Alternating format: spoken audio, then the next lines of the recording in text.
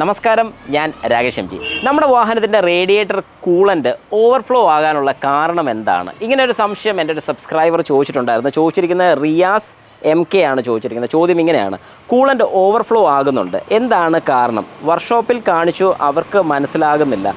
Coolant cap change ചെയ്തു, എന്നിട്ടും നിൽക്കുന്നില്ല.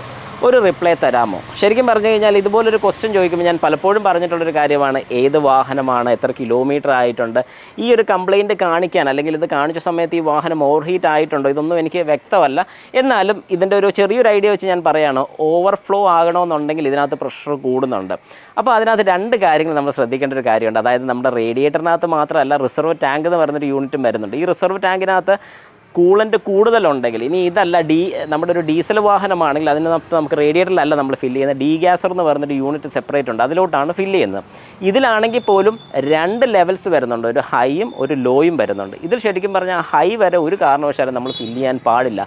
ഹൈയുടെ തൊട്ട് താഴെ മാത്രം കൂളൻ്റ് നിൽക്കാൻ പാടുള്ളൂ. നമ്മൾ പലപ്പോഴും ചെയ്യുന്നൊരു കാര്യം എന്താണ്, ഹൈയുടെ കുറച്ചുകൂടെ മേളിൽ നല്ല ഏരിയ ഉണ്ടല്ലോ, ഫുള്ളങ്ങ് നിറച്ചേക്കാന്ന് പറയും. പോട്ടെ, ഞാനിപ്പോൾ യൂസ് ചെയ്യുന്ന ഒരു സെലീറിയാണ്. സെലീറിയ വാഹനത്തിൻ്റെ റിസർവ് ടാങ്ക് കണ്ടിട്ടുള്ളവർക്ക് അറിയാം, റേഡിയേറ്ററിൻ്റെ റിസർവ് ടാങ്ക് ഇങ്ങ് താഴെ വരെ, അതായത് ബമ്പറിൻ്റെ താഴത്തെ പോർഷനിൽ നിന്ന് ഈ മേളത്തെ പോർഷൻ വരെ വരുന്നുണ്ട്. പക്ഷേ ഫില്ല് ചെയ്യേണ്ടതെന്ന് പറഞ്ഞാൽ ഏറെക്കുറെ നടുക്കുള്ള പോർഷനാണ് അതിൻ്റെ ഹൈ, അതിൻ്റെ താഴെയാണ് ലോ. അപ്പോൾ ശരിക്കും പലരും ചെയ്യുന്ന കാര്യം എന്താണെന്ന് പറഞ്ഞാൽ ഏറ്റവും ടോപ്പ് വരെ ഫില്ല് ചെയ്യും. ഇങ്ങനെ ടോപ്പ് വരെ ഫില്ല് ചെയ്യുന്ന സമയത്ത് പ്രഷർ കൂടും ഇതിനകത്ത്.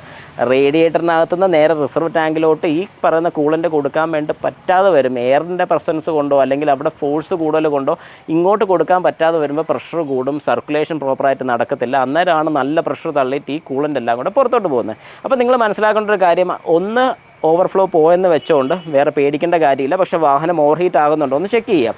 ഇൻ കേസ് വാഹനം ഓവർ ഹീറ്റ് ആകുന്നില്ല, ഇത് പുറത്തോട്ട് പോകട്ടെ, ഒരു ദിവസം പോയി, അടുത്ത ദിവസം നോക്കുമ്പോൾ പിന്നെയും പോവുകയാണെങ്കിൽ മനസ്സിലാക്കാം അവിടെ കംപ്ലയിൻ്റ് ഉണ്ട്. ഒരു ദിവസമേ പോയുള്ളെങ്കിൽ കുറച്ച് അതിൻ്റെ വേക്കൻ്റ് ആയിട്ടുള്ള സ്പേസ് ക്രിയേറ്റ് ചെയ്യാൻ വേണ്ടിയിട്ട് അതുള്ളത് പുറത്തോട്ട് കളഞ്ഞു എന്ന് മാത്രമേ ഉള്ളൂ. പക്ഷേ ഇത് കണ്ടിന്യൂസ് ആയിട്ട് പിന്നെയും വരികയാണ്, ഓവർ ഹീറ്റ് കാണിക്കുകയാണ്, AC കൂളിംഗ് വരുന്നില്ല, ഇങ്ങനത്തെയൊക്കെ പ്രശ്നങ്ങൾ കാണിക്കുകയാണെങ്കിൽ ഉറപ്പായിട്ടും കൊണ്ട് കാണിച്ചോണം. നമ്മുടെ തെർമോസ്റ്റാറ്റ് എന്ന് പറയുന്ന യൂണിറ്റിന് പ്രശ്നമുണ്ടെങ്കിൽ വരും, റേഡിയേറ്റർ ഫാൻ കറങ്ങിയില്ലെങ്കിൽ പ്രശ്നം വരും, റേഡിയേറ്ററിൻ്റെ സർക്കുലേഷൻ, അതായത് റേഡിയേറ്ററിനകത്തൂടെ കൂളൻ്റ് പ്രോപ്പറായിട്ട് സർക്കുലേറ്റ് ചെയ്തില്ല, എന്തെങ്കിലും ബ്ലോക്ക് ഉണ്ടെന്നുണ്ടെങ്കിൽ ഉറപ്പായിട്ട് ഈ പറഞ്ഞ പ്രശ്നങ്ങളെല്ലാം കാണിക്കും. ഇതെല്ലാം ചെക്ക് ചെയ്ത് നോക്കണം.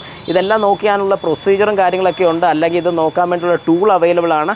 പ്രോപ്പറായിട്ട് ടൂൾസും കാര്യങ്ങളൊക്കെ ഉള്ള സ്ഥലത്ത് മാത്രം ഇത് കൊണ്ടുപോയി ചെക്ക് ചെയ്ത് റിപ്പയർ ചെയ്യുന്നതാണ് ഏറ്റവും നല്ലത്.